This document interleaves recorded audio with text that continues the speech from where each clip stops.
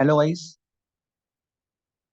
I hope आपको सबको आवाज़ अच्छी तरह से आ रही होगी। किसी को भी आवाज़ का कुछ इशू लगता है तो चैट के अंदर दो तीन बार लिख देना तो मैं समझ जाऊंगा। ये चैट मीटिंग मैंने अपने टेलीग्राम ग्रुप के अंदर भी पोस्ट किया है और व्हाट्सएप ग्रुप जिन्होंने ई बुक ले रखा है, जो मेरे स्टूडेंट्स हैं, उनको ऑलरेडी सबको मैंने लिंक भेज दिया है। तो अगर आपको भी लाइव मीटिंग सबको ज्वाइन करनी है, जो कि ये वीडियो यूट्यूब पे देखने वाले हैं, तो आप सब हमारा टेलीग्राम चैनल को ज्वाइन कर लीजिए ताकि आपको लाइव जूम मीटिंग का एक एक्सेस मिल पाए। ओके।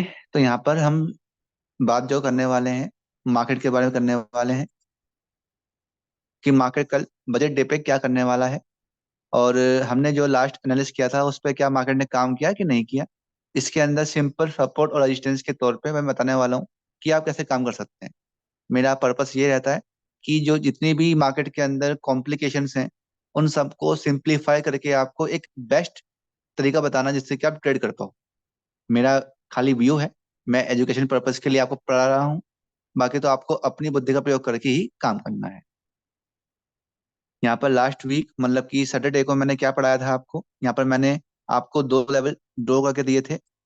मार्केट जब यहाँ पे था, मैंने कहा था आपसे कि मार्केट यहाँ बंद हुआ है, तो जब भी वो किसी भी लेवल को क्रॉस करता है, चाहे इस लेवल को चाहे इस लेवल को, अगर आपके पास दो कंफर्मेशन है तो आपको एक अच्छा ट्रेड मिल सकता है। तो यहाँ पर मंडे के दिन ही मार्केट थोड़ा सा ऊपर गया था, पर मार्केट बाद में नीचे आ गया। मैंने भी ट्रेड किया था तो यहाँ पर मैंने कॉस्ट टू कॉस्ट पे उसको निकाल लिया था। फिर उसके बाद मंडे और ट्यूसडे मार्केट कुछ काम अच्छा नहीं किया।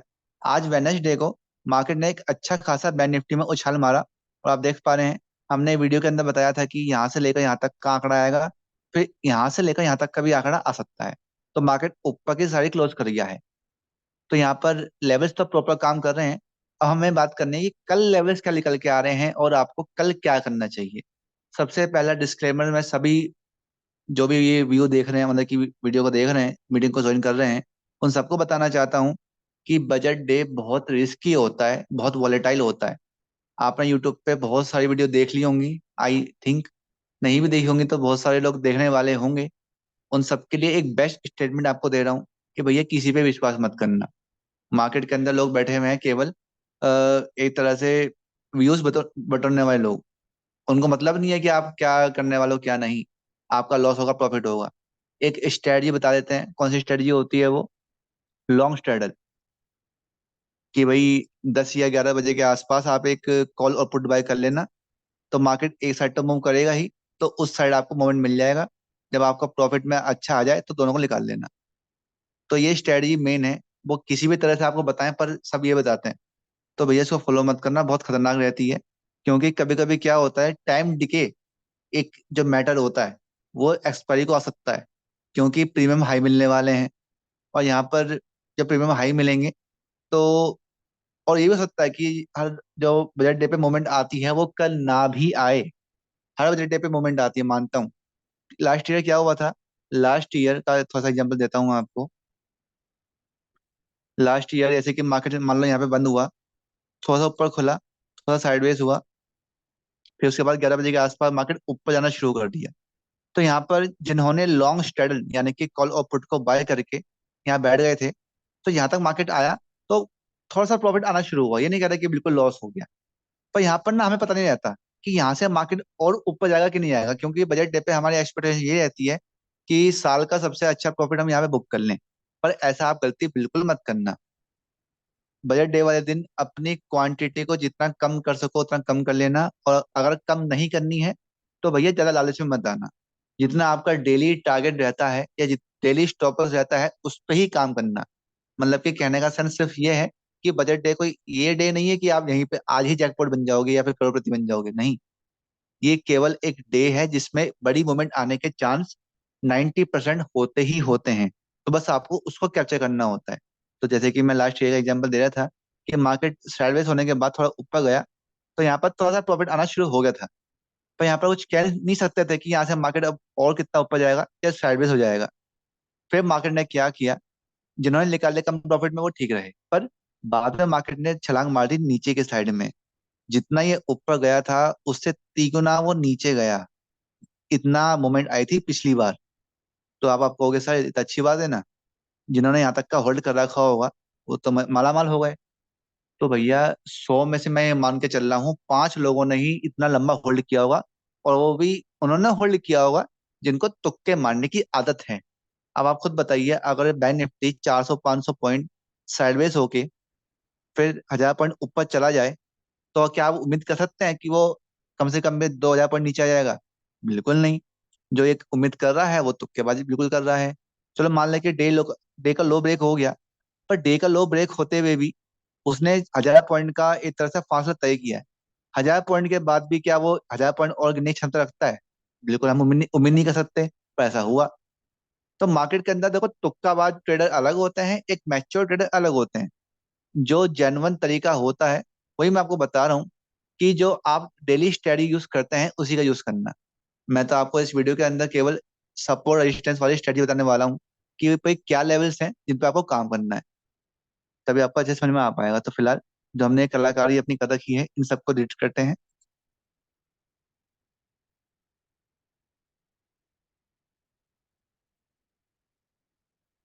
और मैं फिर से ये बात रिपीट करूंगा, कल के दिन में बिल्कुल भी इमोशनल वाले ख्याल मत लाना अपने अंदर, कि कल ही आपको करोड़पति बनना है। बिल्कुल मत बनना भाई। अपना कैपिटल जितना बचा के रखोगे उतना अच्छा है। आज मार्केट ने एक अच्छा खासा मोमेंट दिया है, जैसे कि आप देख भी पा रहे होंगे।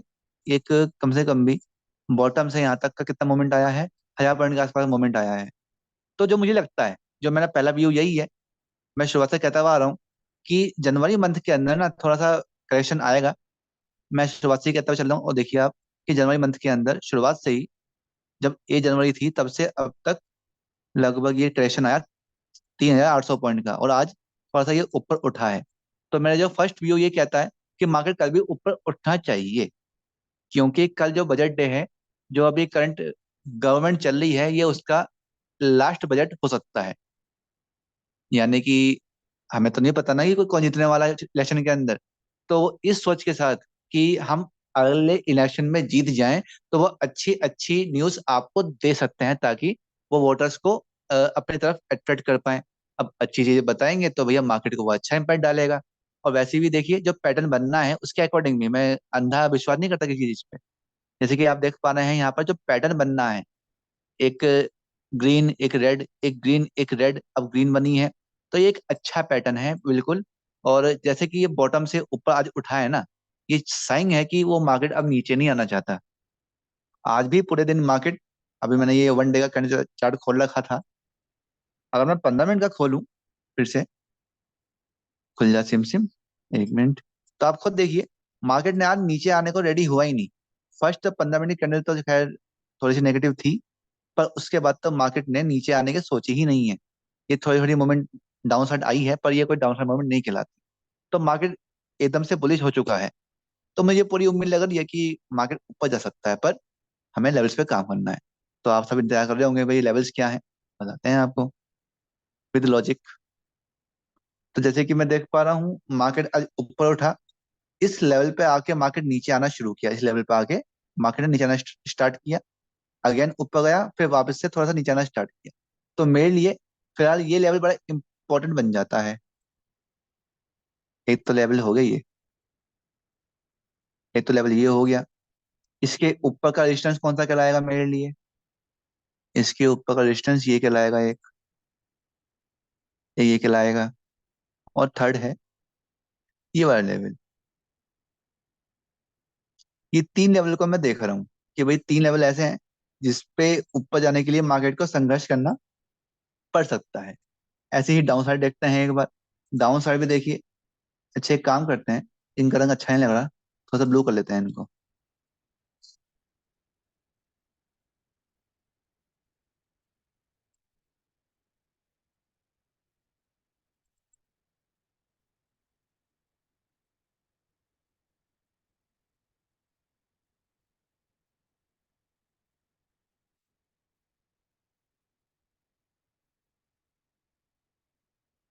अब देते हैं सपोर्ट। सपोर्ट कौन सा है? सपोर्ट एक ये हो गया,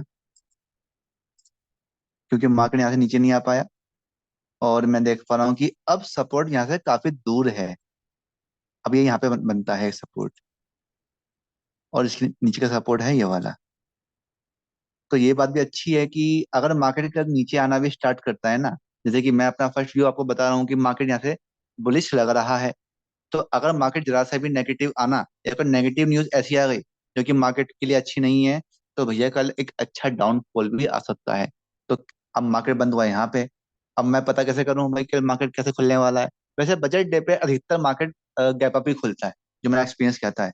बाकी मैं देखता हूँ ग्लोबल मार्केट एक बार कि ग्लोबल मार्केट क्या कह रही है। ग्लोबल ग्लोबल मार्केट देखते हैं एक बार।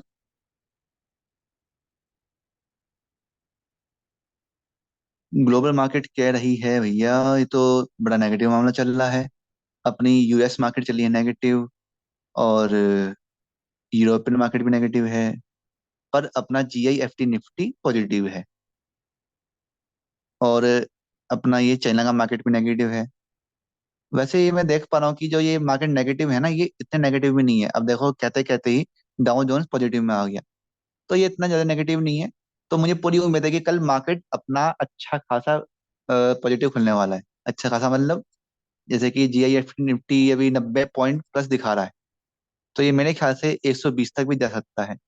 तो 120 के आसपास या 100 के आसपास ही अगर ये खुलता है निफ्टी अपना, तो लगभग बैंक निफ्टी 200 अंक या 250 अंक के आसपास गैप अप खुल सकता है। कहाँ चला गया भाई? ओके। 45, 46 मान लो, 46,000 पे अभी बंद है, तो 46,200 के आसपास खुल सकता है। जो मैंने ये लेवल अभी तैयार कर रखा है, ये लेवल है 46,117। ये इजिली गैप अप में निकल जाएगा। अधिकतर ट्रेडर यही बात बताते नहीं है, वो लेवल ड्रॉ कर देते हैं, उसके बाद बताते ही नहीं है कि भैया अगर ये लेवल गैप अप में टूट गया तो हम क्या करेंगे। मैं बताता हूँ क्या करना है। तो मार्केट के जो खुलने के चांसेस हैं वो इस रेंज के अंदर ज्यादा है। थोड़ा सा मैं इसको ऐसे कर लेता हूँ। ठीक। तो ये मार्केट के जो खुलने के चांस हैं वो इस लेवल में आ रहे हैं। तो मैं आपको अब यहाँ से दो तीन पॉसिबिलिटी बताता हूँ क्या हो सकती है। पहली ये कि अगर मार्केट इस रेंज में खुलता है कहीं भी, चाहे यहाँ पे खुले, चाहे यहाँ खुले, चाहे यहाँ खुले, कहीं भी यहाँ पे खुलता है इस रेंज के अंदर, इसका स्क्रीनशॉट भी आप ले सकते हैं। वैसे मैं इस वीडियो की रिकॉर्डिंग भी यूट्यूब पर डाल दूंगा। पर ज्यादा टाइम तो है नहीं, सुबह मार्केट खुलने ही वाला है। तो कहीं भी मार्केट इस रेंज के अंदर खुलता है, वो किसी भी तरफ भागता है, मान लो कि इस तरफ भागता है, और आपके पास यहाँ पे दो कंफर्मेशन है कि आप यहाँ पे दो मतलब कि कॉल के ट्रेड ले सकते हैं, तो इजीली मार्केट ऊपर जाएगा। और ये काम ना आपको देखना है लगभग 11 बजे के आसपास, क्योंकि जो स्पीच का एक मेन इंपॉर्टेंट पार्ट होता है, जो अपने फाइनेंस मिनिस्टर सीतारमन जी हैं, वो लगभग 11 बजे के आसपास ही एक ऐसे कुछ भी बोल सकती हैं जिससे कि मार्केट ऊपर नीचे जाने वाला है। ये सब काम 11 बजे के आसपास ही होता है। तो 11 बजे के आसपास आपको दिखता है कि इस लेवल के ऊपर जाना मार्केट स्टार्ट कर रहा है, बेस्ट है, तो आप यहाँ पे ट्रेड कर सकते हैं। ऐसे ही डाउन साइड के लिए अगर मार्केट 11 बजे के आसपास नीचे यहाँ पे आना स्टार्ट कर देता है, तो समझ जाइएगा कि मार्केट अब नीचे आना शुरू कर रहा है। और बाई चांस इस लेवल को ब्रेक कर दिया ना डाउन साइड के लिए, तो बस सुनामी आ सकती है यहाँ पे। कि यहाँ पे जो नेक्स्ट सपोर्ट है वो काफी दूर है। देख पा रहे हैं ना, लगभग यहाँ से 600 700 पॉइंट दूर है। तो डाउन साइड तक बवाल मच सकता है, क्योंकि मार्केट अभी पॉजिटिव है। यहाँ से मार्केट नीचे आ गया तो भैया बवाल बन जाए। और मार्केट पॉजिटिव जाता है तो पॉजिटिव तो वो आराम आराम से जाएगा, पर चला जाएगा। तो ये रेंज बड़ी इंपॉर्टेंट बन जाती है। बाकी अगर इसके अलावा कुछ भी डिफरेंट होता है, मान लो ये गैप डाउन ओपन हो गया, तो मैं आपको जरूर टेलीग्राम पे अपडेट कर दूंगा। ओके। बाकी मैंने आपको व्हाट्सएप नंबर दिया हुआ है ही, उस नंबर पे भी व्हाट्सएप आप कर सकते हैं। तो फिलहाल मेरी तरफ से यही था। बस आपको सलाह यही है कि भैया फिर से वही रिपीट कर रहा हूँ बात को, क्योंकि मैंने झेला हुआ है, मैं नहीं चाहता कि आप झेलो। इस मार्केट के अंदर ना बहुत लॉसेस होते हैं, खासकर बजट डे के अंदर। हमारे अंदर ऐसी हाइप क्रिएट कर दी जाती है कि भैया बजट डे है, इवेंट डे है, बहुत अच्छा पैसा बनेगा। नहीं बनता पैसा। बस आपको अपना रेगुलर काम करना है। ये तरीके होते हैं कि आपका किस प्रकार से लॉस करवाया जाए। तो आपको लॉस नहीं करना है। अपने जैसे सिद्धांत पर काम करते हैं वैसे ही करिए। जितना लॉस लेना है उस हिसाब से लॉस लीजिए। जितना प्रॉफिट सोचा हुआ है उसके हिसाब से प्रॉफिट को बुक करिए। अब आप फ्री हैं, अब आप मुझसे कोई भी क्वेश्चन आंसर पूछ सकते हैं। मैं आपको 10 मिनट का टाइम देता हूँ, और उसके अंदर आप पूछ सकते हैं।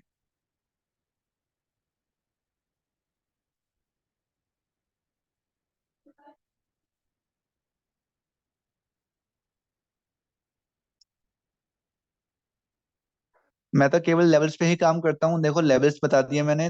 अगर कोई आपको यूट्यूब पे बता रहा है कि भाई इंडिकेटर यूज कर लो, ये कर लो, वो कर लो, तो भैया इसने कॉम्प्लिकेशन करेंगे क्या? मैंने आपको इतने बढ़िया लेवल, इतने प्यारे लेवल आपको ड्रॉ करके दे दिए हैं। इनके अलावा कुछ भी आपको बताने को मार्केट के अंदर है ही नहीं। अब मैं कुछ भी कॉम्प्लिकेशन करके आपको अट्रैक्ट कर लूँ, उससे फायदा क्या? जब ये सब चीजें लाइव करते हैं ना, तो हो नहीं पाती हैं। तो इसलिए ही सिंपल जितना रखेंगे उतना अच्छा है। कल लाइव आइए सर यूट्यूब पे। मैं लाइव भैया आ नहीं सकता, दिक्कत है। क्योंकि मेरी अपनी ट्रेड्स भी हैं और मेरी सर्विस भी है कॉपी ट्रेडिंग की। तो कॉपी ट्रेडिंग के अंदर भी बहुत सारे लोग जुड़े हुए हैं। तो सबकी ट्रेड्स पे ध्यान देना होता है। कल ओटीएम लेना ठीक रहेगा क्या? हाँ बिल्कुल सर, ये अच्छा पॉइंट पकड़ा आपने। ऐसे ही आप अपने क्वेश्चन पूछिएगा। कल ओटीएम स्ट्राइक प्राइस अगर आप बाय करते हैं आप लोग, मतलब कि मान लो कि बैंक निफ्टी अभी ये कहाँ पे है, 46,000 पे है। तो आपको कॉल बाय अगर करना है तो 46,000 का मत करिएगा, क्योंकि वो एटीएम कहलाएगा।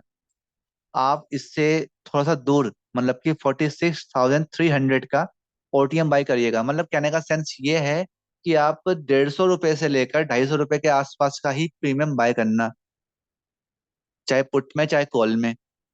तो उसमें क्या होगा, आपका स्टॉप लॉस भी जल्दी से हिट नहीं होने का। और अगर मार्केट आपकी साइड बैठ गया तो आपको अच्छा प्रॉफिट दे देगा। मेरा ये कहना है।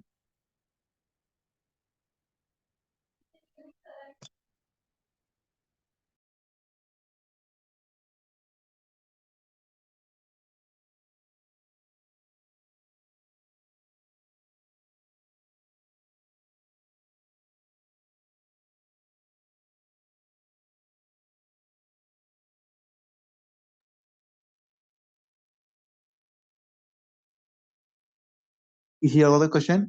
सर ग्लोबल मार्केट में कैसे ट्रेड कर सकते हैं? वैसे तो देखिए, मैं इंडियन शेयर मार्केट में ही अधिकतर काम करता हूँ। मतलब कि टोटल काम करता हूँ अधिकतर क्या। तो मैंने कभी फॉरेक्स मार्केट पे ग्लोबल मार्केट को देखा ही नहीं। फॉरेक्स मार्केट के लिए मैंने जो सुना हुआ है, जो मेरा ज्ञान खुद का कहता है, वो ये है कि दो तीन ब्रोकर आते हैं। एक होता है सीएमएस प्राइम। क्या नाम बताया मैंने? CMS prime. ये एक ब्रोकर होता है जो कि आपको फॉरेक्स मार्केट में ट्रेडिंग करने का ही मौका देता है। तो वहां पर आप ग्लोबल मार्केट के अंदर ट्रेड कर सकते हैं, पर उसके अलग सिद्धांत होते हैं। जैसे कि यहाँ पर लॉट साइज होता है, वहाँ पे एक पाइप साइज होता है, पिप कहते हैं उसको। तो वो बिल्कुल डिफरेंट चीज है। मैं फॉरेक्स मार्केट को बिल्कुल भी सपोर्ट नहीं करता हूँ। अपने देश का पैसा अपने साथ रहना चाहिए मेरा ये मानना है। और फॉरेक्स जब पैसा बाहर से आता है ना, तो वहां से मतलब कि टैक्स भी अच्छा खासा लगता है इंडिया में। अगर आप 5-6 हज़ार रुपये साल में कमा रहे हैं तो कोई दिक्कत नहीं है। पर जब आप अच्छे से काम करने लग जाएंगे, मान लो आप प्रॉफिटेबल हो गए, और फॉरेक्स मार्केट से आपको आ रहे हैं साल का 3-4 लाख, तो आपको अच्छा खासा टैक्स भी उस पर देना पड़ेगा। जबकि इंडियन शेयर मार्केट में इतना देना तो होता है, पर फॉरेक्स मार्केट की तुलना में कम देना होता है। मेरा ये ज्ञान है अब तक का। किसी और कोई क्वेश्चन हो तो बताइए। निफ्टी का भी बता दीजिए। ओके। निफ्टी तो बस मैं मैं ज्यादा ट्रेड करता नहीं हूँ उसमें। ये मैंने लास्ट वीक शायद लेवल ड्रॉ किए थे। तो मैं यही देख रहा हूँ कि मंडे को मार्केट ने यहाँ से देखिए ऊपर की तरफ छलांग तो मारी, पर इस लेवल के ऊपर आके मार्केट नीचे आना शुरू कर गया। और इसी लेवल पे एग्जैक्ट टच करके ऊपर भी चला गया। ये लास्ट वीक के ड्रॉ किए हैं मैंने, अभी हैंड टू हैंड नहीं किए। आप जाके प्रीवियस मेरी जो मीटिंग देख सकते हैं यूट्यूब पे। तो मैं यही देख रहा हूँ कि अब नेक्स्ट लेवल का लेकर के आता है यहाँ पे।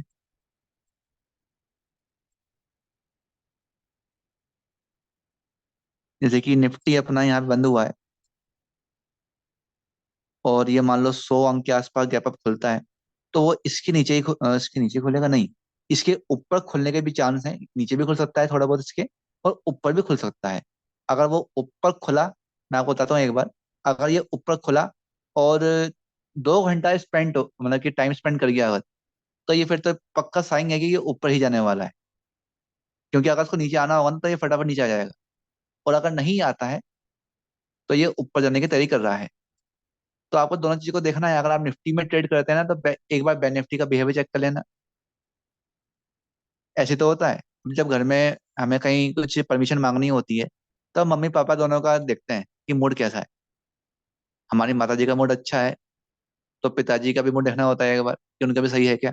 एक का भी मूड दिख रहा है हमें कि भाई डिफरेंट चल रहा है, तो हम ना अपने परमिशन मांगते ही नहीं है, हम उस टाइम का वेट करते हैं जब दोनों का मूड अच्छा होता है। तो ऐसे ही इस मार्केट का है। बैंक निफ्टी और निफ्टी अगर साथ में मिलके थोड़ा सा दिख रहे हैं कि दोनों ही ऊपर के साइड चल रहे हैं, ये भी निफ्टी भी सस्टेन कर रहा है और बैंक निफ्टी भी अपने रेजिस्टेंस को ब्रेक कर रहा है, तब आप ऊपर के साइड ट्रेड कर सकते हैं किसी में भी, चाहे निफ्टी चाहे बैंक निफ्टी। तो दोनों का बिहेवियर चेक करना पड़ता है।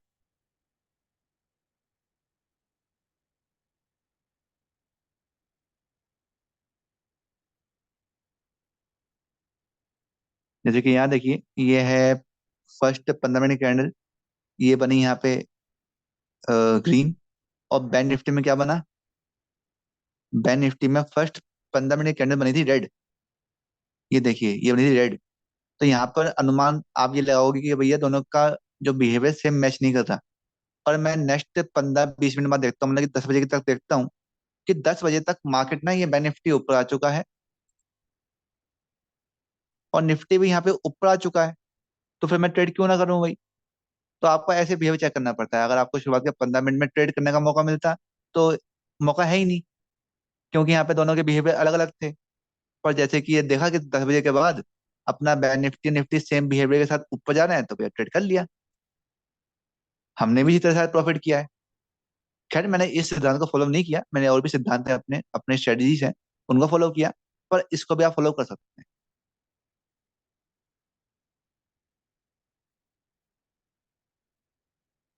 सर स्टॉप लॉस कितने पॉइंट का रख सकते हैं, सचिन जी पूछ रहे हैं। स्टॉप लॉस तो आपके उसके ऊपर बात है, कि क्वांटिटी साइज कितना है। मान लो कि मेरा 1 लाख का कैपिटल है। मैं तो भाई ईमानदारी से बताऊं तो मैं 120 क्वांटिटी यूज करता हूँ। 120 क्वांटिटी यूज करता हूँ तो उसके अंदर मेरा स्टॉप लॉस लगभग 20 या 30 पॉइंट के आसपास का रहता है। कभी कभी 40 पॉइंट का भी ले लेते हैं। तो 40 पॉइंट का स्टॉप लॉस भी अगर होता है मेरा, तो मेरा लगभग 5,000 रुपये का लॉस होता है एक दिन के अंदर। तो मैं 5% का लॉस झेल सकता हूँ। और यही एक आइडियल लॉस झेलने का वो है। तो आप अपना कैपिटल के अनुसार देखिए, अपने कैपिटल के अनुसार 5% का लॉस में आपका कितने पॉइंट्स का स्टॉप लॉस जा रहा है, तो उस हिसाब से आपको देखना है। फिर से रिपीट कर देता हूँ। जैसे कि मान लो किसी का 25,000 रुपये का कैपिटल है, तो 25,000 का 5% कितना बैठेगा, लगभग 1,250 रुपये। अब 1,250 रुपये का लॉस अगर आप झेल सकते हैं, तो आप इसमें देखिए कि कितने क्वांटिटी आप ले रहे हैं। अगर आप 30 क्वांटिटी ले रहे हैं 1,250 के लॉस में, तो आपको केवल 40 पॉइंट का ही स्टॉप लॉस रहना चाहिए। अगर आप 1,250 रुपये का लॉस ले सकते हैं और आप क्वांटिटी ले रहे हैं 60 बैंक निफ्टी के अंदर, तो आपका स्टॉप लॉस रहेगा केवल 20 पॉइंट का। तो आपको क्वांटिटी ऐसे डिवाइड करनी पड़ती है अपनी। मेरा यही मानना है कि 5% का लॉस आपका दिन में ही रहना चाहिए। मगर आपकी इच्छा है, मैं तो अपना बता रहा हूँ आपको जो मैं करता हूँ। किसी और का कोई सवाल।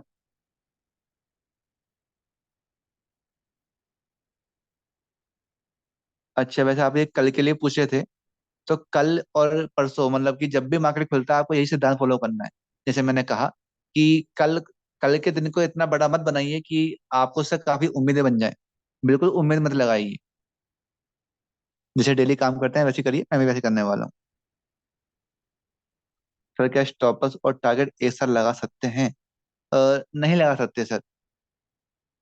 आजकल एक चीज आती है वैसे, जीटीटी ऑर्डर, एंजल वन में आता है अपना, उसमें भी आता है जियोदा के अंदर। पर जब उनको लगाते हैं ना तो वहां पे बहुत वो हैंग हो जाता है, मतलब कि वो ऑर्डर एक्सेप्ट करता ही नहीं है। हम मैंने भी 2-3 बार ट्राई किया हुआ है कि मान लो कि मैंने 200 रुपये पे कोई प्रीमियम बाय कर लिया और मैंने टारगेट और स्टॉप लॉस जीटीटी ऑर्डर के तहत लगा दिया, 50 पॉइंट का स्टॉप लॉस और 100 पॉइंट का टारगेट। तो कभी कभी स्टॉप लॉस हिट हो जाता है, उसके बाद भी मेरी पोजीशन चलती रहती है, मतलब कि वो ऑर्डर एग्जीक्यूट करता ही नहीं है। तो जीटीटी में दिक्कत ये पड़ जाती है, फिर मुझे उसे मैन्युअली ही एडिट करना पड़ता है। तो इसलिए जीटीटी ऑर्डर का यूज अभी तो नहीं करना चाहिए। जब तक उसका अच्छा कोई सोल्यूशन नहीं आता, तो एक बार में एक ही स्टॉप लॉस आपको लगाना चाहिए। मतलब कि या स्टॉप लॉस या फिर टारगेट।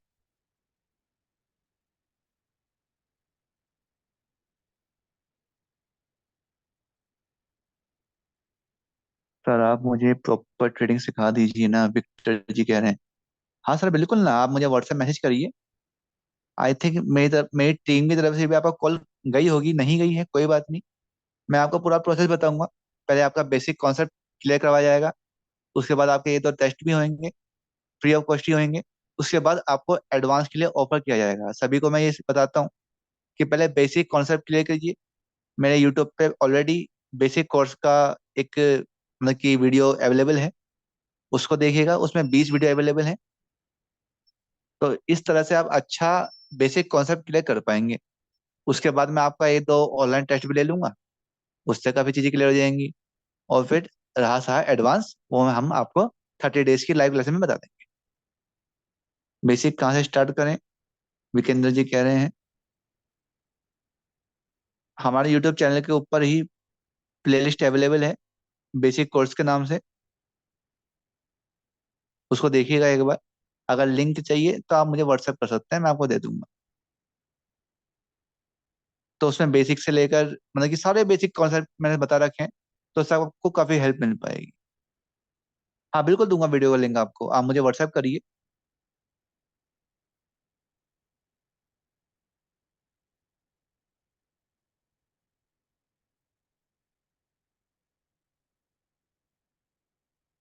ये व्हाट्सएप नंबर है हमारा, इसको व्हाट्सएप पे सेव कर लीजिए, ऑफिशियल नंबर है। बाई चांस इस पर कांटेक्ट नहीं हो पाता है, मैं रिप्लाई नहीं आ पाता है, तो आप इस पे भी मैसेज कर सकते हैं। ये दोनों ही अपने ऑफिशियल नंबर हैं।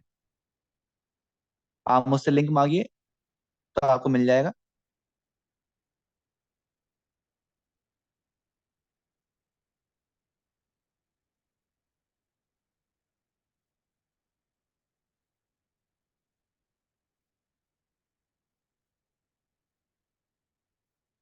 ओके, तो काफी टाइम आज हमने स्पेंड कर लिया आपस में। आई होप आपको ये सेशन बड़ा अच्छा लगा होगा। इस सेशन के अलावा कहीं कोई भी आपको क्वेश्चन हो ना, तो आप व्हाट्सएप पे मुझे पूछ सकते हैं। रिप्लाई बेशक मेरा थोड़ा लेट आ सकता है, 1 डे भी लेट आ सकता है, पर आएगा जरूर। हम औरों की तरह नहीं है जो कि ऐसे ही टाइम पास कर रहे हैं या फिर आपके सवाल का जवाब ना दें। ओके, तो फिलहाल हम इस सेशन को यहीं समाप्त करते हैं। आप सबका बहुत बहुत धन्यवाद।